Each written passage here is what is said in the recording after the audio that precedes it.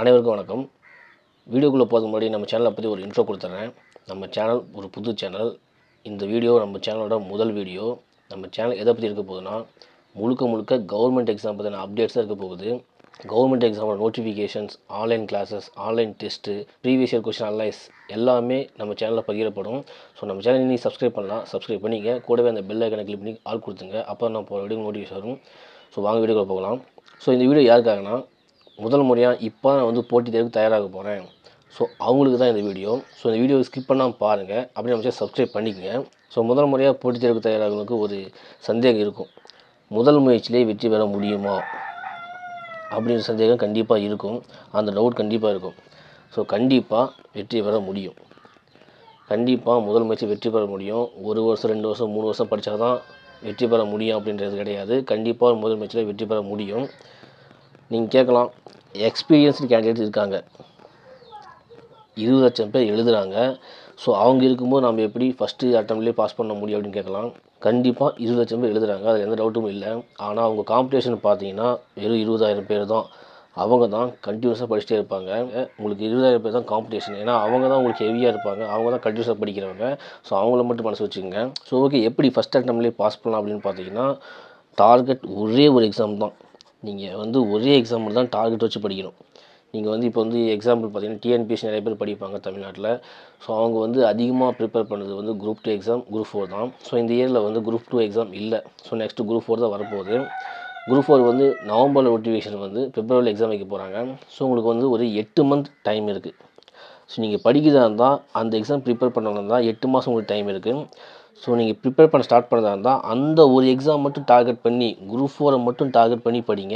கண்டிப்பாக கிளியர் பண்ணலாம். நடுவில் எந்த எக்ஸாம் வந்தாலும் கண்டுக்காதீங்க. அப்ளை பண்ணுங்கள். நீங்கள் வந்து எக்ஸாம் ப்ராக்டிஸாக தான் அப்ளை பண்ண போகிறீங்க. பட் அதுக்கு ப்ரிப்பேர் பண்ணாதீங்க. குரூப் 4 எக்ஸாமுக்கு ப்ரிப்பேர் பண்ணுங்கள். அப்போ தான் உங்களுக்கு அந்த 8 மாதம் டைமை கண்டிப்பாக யூட்டிலைஸ் பண்ண முடியும். ஸோ நீங்கள் அந்த ஒரே ஒரு எக்ஸாம் டார்கெட் பண்ணி வச்சு அந்த 8 மாதம் ப்ரிப்பேர் பண்ணிங்கன்னா கண்டிப்பாக ஃபஸ்ட் அட்டெம்ப்ட்டில் பாஸ் பண்ண முடியும். நீங்கள் நடுவில் வேறு எக்ஸாம் வருது, அதுக்கும் ப்ரிப்பேர் பண்ணுறேன், வேறு ஒரு எக்ஸாம் அதுக்கு ப்ரிப்பேர் பண்ணிங்கன்னா உங்களுக்கு டைம் பத்தாது, உங்களுக்கு சிலபஸ் கம்ப்ளீட் பண்ண முடியாது. ஸோ கண்டிப்பாக ஃபஸ்ட் அட்டெம்ப்ட்டில் கிளியர் பண்ணுறது கஷ்டமாக இருக்கும். ஸோ நீங்கள் ஒரே ஒரு எக்ஸாம், எந்த எக்ஸாம் சரி ஒரே எக்ஸாம் வந்து டார்கெட் பண்ணுங்கள். கண்டிப்பாக கிளியர் பண்ண முடியும். ஸோ நான் இப்போ வந்து போட்டித் தேர்வுக்கு வந்து தயாராக போகிறேன், இப்போ வந்து ஸ்டார்ட் பண்ண போகிறேன் அப்படின்னு பார்த்தீங்கன்னா, உங்கள் கையில் வந்து ஃபஸ்ட்டு சிலபஸ் இருக்கணும். சிலபஸ் இருந்தால் மட்டும்தான் நீங்கள் வந்து கரெக்டாக படிக்க முடியும். ஏன்னா வந்து நீங்கள் வந்து சிலபஸ் கையில் வச்சுட்டு அதில் என்ன டாபிக் இருக்குதோ அதை தான் நீங்கள் படிக்கணும். மொத்தமாக எல்லாம் புக் எடுத்து வாங்கி படித்தா உங்களுக்கு டைம் பத்தாது. நீங்கள் வந்து தேவையில்லாத படிச்சுட்டு இருப்பீங்க. ஸோ சிலபஸை வச்சு நீங்கள் படிங்க. எந்தெந்த டாபிக் இருக்குது அப்படின்னு சொல்லி அந்த டாபிக் தேடி படிங்க. ஏன்னா சிலபஸ் தவிர வேறு வெளியே கொஷினே கேட்க மாட்டாங்க, சிலபஸ் கூட தான் கேட்பாங்க. ஸோ சிலபஸ் உங்கள் கையில் இருக்கணும். சிலபஸ் வச்சு ப்ரிப்பேர் பண்ணுங்கள். ஸோ ஓகே, எந்த புக்கு படிக்கலாம் அப்படின்னு பார்த்தீங்கன்னா, தமிழ்நாடு ஸ்டேட் போர்டு புக்கு தான். வேறு எந்த புக்கும் கிடையாது. நீங்கள் மெட்டீரியல் எந்த மெட்டீரியல் வாங்கினாலுமே உங்கள் தமிழ்நாடு புக்கு, ஸ்டேட் புக் இருக்குங்களா, அதுலேருந்து தான் கொஷின் எடுத்துருவாங்க. ஸோ உங்களுக்கு வந்து நீங்கள் புக்கை வச்சுருந்தீங்கன்னா ரொம்ப நல்லது. நீங்கள் அந்த புக்கை ப்ரிப்பேர் பண்ண ஸ்டார்ட் பண்ணுங்கள். மெட்டீரியல் ப்ரிப்பேர் பண்ணுறதை விட புக்கை ஸ்டார்ட் பண்ணுங்கள். ஏன்னா அதுதான் உங்களுக்கு வந்து லைன் பை லைன் உங்களுக்கு படிக்கிறது ஈஸியாக இருக்கும். மற்ற எந்த மெட்டீரியல் வாங்கினாலுமே உங்களுக்கு 1 மார்க் மாதிரி கொடுத்துருப்பாங்க. உங்களுக்கு ரொம்ப கஷ்டமாக இருக்கும். உங்களுக்கு வந்து புரிஞ்சுக்கிறதுக்கு ரொம்ப கஷ்டமாக இருக்கும். நீங்கள் வந்து புக்கை ப்ரிப்பேர் பண்ணிங்கன்னா உங்களுக்கு வந்து அதில் ஒரு ஸ்டோரி மாதிரி இருக்கும். நீங்கள் படிக்கும்போது ஈஸியாக உங்களுக்கு வந்து மனப்பாடம் பண்ணதை புரிஞ்சு படிக்கிறது ஈஸியாக இருக்கும். ஸோ நீங்கள் புக்கை ப்ரிப்பேர் பண்ணுங்கள். தமிழ்நாடோட ஸ்டேட் போர்டு புக்கு தான். நீங்கள் வந்து எல்லா புக்கையும் கரெக்ட் பண்ணி வச்சுக்கோங்க. அதை மட்டும் படிங்க போதும். அந்த புக்குக்குள்ளேருந்தே உங்களுக்கு வந்து வெற்றி பெறுவதற்கு தேவையான கொஷின் அதுலேருந்து கேட்கப்படும். எல்லா கொஷினும் அதில் கேட்கப்படும். கரண்ட் அஃபேர்ஸ் தவிர எல்லா கொஷினும் அதில் தான் இருக்கும். ஸோ நீங்கள் வந்து டெக்ஸ்ட் புக்கை வந்து ப்ரிப்பேர் பண்ணுங்கள். மெட்டீரியலை விட டெக்ஸ்ட் புக்கு பெட்டர். ஸோ ஒரு நாளைக்கு நம்ம எவ்வளோ நேரம் படித்தா கிளியர் பண்ண முடியும் அப்படின்னு பார்த்தீங்கன்னா, நம்ம வந்து எவ்வளோ நேரம் படிக்கிறோம் அப்படின்ல, எப்படி படிக்கிறது அப்படி தான் முக்கியம். ஏன்னா நீங்கள் வந்து நான் ஒரு நாளைக்கு வந்து 12 மணி நேரம் படிக்கிறனாலுமே டயர்டாகிடுவீங்க. உங்களுக்கு வந்து அந்த படி மேலே ஒரு வெறுப்பு வந்துடும். நீங்கள் வந்து பீஸ்ஃபுல்லாக படிங்க. ரொம்ப அர்ஜென்ட்டாக படிக்காதீங்க. ஒரு மார்னிங் ஒரு 5 மணிலேருந்து 8 மணி படிங்க. நல்ல ஒரு டைம். ஏன்னா நீங்கள் வந்து தூங்கி எந்திரிப்பீங்க. நல்லா வந்து மைண்டு ஃப்ரெஷ்ஷாக இருக்கும். ஈஸியாக உங்களுக்கு வந்து கஷ்டமான சப்ஜெக்ட் கூட படிக்கிறது ஈஸியாக இருக்கும். ஸோ நீங்கள் வந்து மார்னிங் டைம் ப்ரிஃபர் பண்ணுங்கள். அதுக்கப்புறம் சாப்பிட்டு கொஞ்சம் ரெஸ்ட் எடுத்துகிட்டு ஒரு மார்னிங் டைமில் ஒரு 10 மணிலேருந்து ஒரு 1 மணி வரையும் படிங்க. அந்த டைம் உங்களுக்கு வந்து கரெக்டாக இருக்கும். அதுக்கப்புறமா மறுபடியும் சாப்பிட்டு ஒரு 3 மணிலேருந்து ஒரு 5 மணி வரையும் படிங்க. அந்த டைம் போதும் உங்களுக்கு வந்து. அந்த டைமே கரெக்டாக இருக்கும். சிலபஸ் கம்ப்ளீட் பண்ணி சூப்பராக இருக்கும். ஏன்னா நீங்கள் தொடர்ந்து படிச்சுட்டே இருந்தீங்கன்னா நீங்கள் வந்து டயர்டாகிடுவீங்க. உங்களுக்கு வந்து படிப்பு மேலே ஒரு வெறுப்பு வந்துடும். ஸோ நீங்கள் வந்து கேப் விட்டு படிங்க. டைம் எடுத்து படிங்க. தூக்கம் வருதுன்னா தூங்க, ஒன்றும் பிரச்சனை இல்லை. நீங்கள் வந்து உங்களுக்கு படிக்கிறது ஒன்றும் 8 மாதம் டைம் இருக்குது. ஸோ எவ்வளோ நேரம் படிக்கிறத விட எப்படி படிக்கிறோம் அதுதான் ரொம்ப முக்கியம். அதை மைண்டில் வச்சு படிங்க. ஸோ நம்ம வந்து மனப்பாடம் பண்ணலாமா இல்லை புரிஞ்சு படிக்கலாமா அப்படின்னு பார்க்கும்போது கண்டிப்பாக நீங்கள் புரிஞ்சு தான் படிக்கணும். ஏன்னா நீங்கள் மனப்பாடம் பண்ணிங்கன்னா கண்டிப்பாக மறந்து போயிடும். நீங்கள் ஒரு லெசன் எடுத்துக்கிட்டிங்கன்னா அதில் என்ன சொல்கிறாங்க அப்படின்னு புரிஞ்சுக்கிட்டிங்கன்னா உங்களுக்கு வந்து ரொம்ப ஈஸியாக இருக்கும், படிக்கிறதுக்கு வந்து நல்லாயிருக்கும்.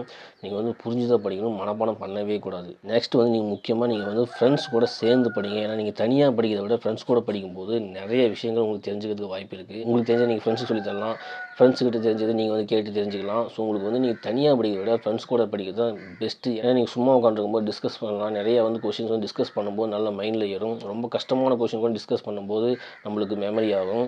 நீங்கள் வந்து எக்ஸாமில் வந்து நீங்கள் வந்து டிஸ்கஸ் பண்ணது உங்களுக்கு நல்ல மைண்டில் இருக்கும். நீங்கள் வந்து கரெக்டாக டிக் பண்ணிட்டு வரலாம்.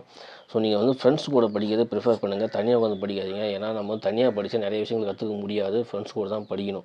இன்னொரு முக்கியமாக ப்ரீவியஸ் இயர் கொஷின்ஸை கண்டிப்பாக ப்ரிஃபர் பண்ணுங்கள். ஏன்னா நீங்கள் வந்து கேட்கலாம், இப்போ ப்ரீவியஸ் இயர் கொஷின்லேருந்து நிறைய கொஷின் கேட்பாங்க அப்படின்னு பார்த்தீங்கன்னா நிறைய கொஷின் கேட்க மாட்டீங்க, ஒரு 5 கொஷின் வரும். பட் எதுக்கு நீங்கள் வந்து ப்ரீவியஸ் இயர் கொஷினை பார்க்க சொல்கிறீங்கன்னா, நீங்கள் எல்லாமே படிச்சிட்டிங்க அப்படின்னு பார்க்கும்போது அந்த கொஷின் எடுத்து பார்க்க நீங்கள் டிக் பண்ணி பாருங்கள். டிக் பண்ணி பார்க்கும்போது உங்களுக்கு எல்லாமே தெரிஞ்ச கொஷின் ஆகும்போது உங்களுக்கு வந்து பயம் போகும். ஏன்னா எக்ஸாம் பற்றி பயம் போகும். ஏன்னா அவ்வளோதான் உங்களுக்கு கொஷினா அப்படின்ற மாதிரி உங்களுக்கு தெளிவு வரும். உங்களுக்கு ரொம்ப ஈஸியாக இருக்கும். ஏன்னா ஆல்ரெடி அவங்க வந்து குரூப் 4 குரூப் 2 நடத்தின கொஷினை நீங்கள் ப்ரிப்பேர் பண்ண போகிறீங்க. ஸோ அப்போ வந்து நீங்கள் அந்த கொஷினை டிக் பண்ணி பார்க்கும்போது கண்டிப்பாக ஓகே நம்ம படிச்சது தான் இருக்குது அப்படின்னும் போது உங்களுக்கு ஒரு கான்ஃபிடென்ட் வரும். ஸோ ப்ரீவியஸ் இயர் கொஷின் கண்டிப்பாக பாருங்கள். இன்னொரு முக்கியமான ஒரு விஷயம் வந்து டெஸ்ட்டு ப்ராக்டிஸ் கண்டிப்பாக வேணும். ஏன்னா நீங்கள் டெஸ்ட்டு ப்ராக்டிஸ் பண்ணி ஆகணும். ஏன்னா அங்கே வந்து உங்களுக்கு இருக்கிறது 3 மணி நேரம், 200 கொஷின் வந்து நீங்கள் செட் பண்ணி ஆகணும். ஸோ உங்களுக்கு வந்து டைம் பத்தாது. ஏன்னா மேக்ஸாக வரும்போது டைம் பத்தாது. ஸோ நீங்கள் டெஸ்ட் ப்ராக்டிஸ் பண்ண தான் நீங்கள் வந்து டைமை மேனேஜ் பண்ண முடியும். அப்போ தான் உங்களுக்கு வந்து ஃபியர் போகும். அங்கே போயிட்டு எந்த ஒரு பயம் இல்லாமல் நம்ம வந்து கொஷின் ஷேர் பண்ணிட்டு வர முடியும். கண்டிப்பாக டெஸ்ட்டு ப்ராக்டிஸ் மஸ்ட்டு. அதை நீங்கள் வந்து பண்ணியே ஆகணும். அப்போ தான் உங்களுக்கு வந்து ஃபியர் போகும்.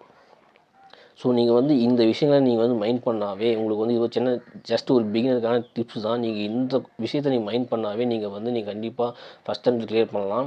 ஏன்னா நீங்கள் வந்து இதுதான் பேசிக்ஸ். ஏன்னா இந்த மாதிரி கொஷின்ஸ் தான் உங்களுக்கு மனசில் இருக்கும். வேறு ஏதாச்சும் கொஷின் இருந்தாலும் கமெண்ட் சொல்லுங்கள், நான் வந்து கிளியர் பண்ணுறேன். நீங்கள் வந்து நம்ம சேனலை தொடர்ந்து ஃபாலோ பண்ணுங்கள். நான் வந்து ஒரு 5 வீடியோஸ் வந்து பிகினர்ஸாகவே போடலான்னு இருக்கிறேன். ஸோ படிக்க ஸ்டார்ட் பண்ணது தான் இன்னிலேருந்தே ஸ்டார்ட் பண்ணுங்கள். ஏன்னா ஒவ்வொரு நாளுமே நமக்கு ரொம்ப முக்கியமானது, நேரத்தை வீணாக்கக்கூடாது. ஸோ மீண்டும் உங்களை வேலை செஞ்சுக்கிறேன். மறக்காமல் சப்ஸ்கிரைப் பண்ணிங்க, உங்கள் ஃப்ரெண்ட்ஸுக்கு ஷேர் பண்ணுங்கள். தேங்க்யூ.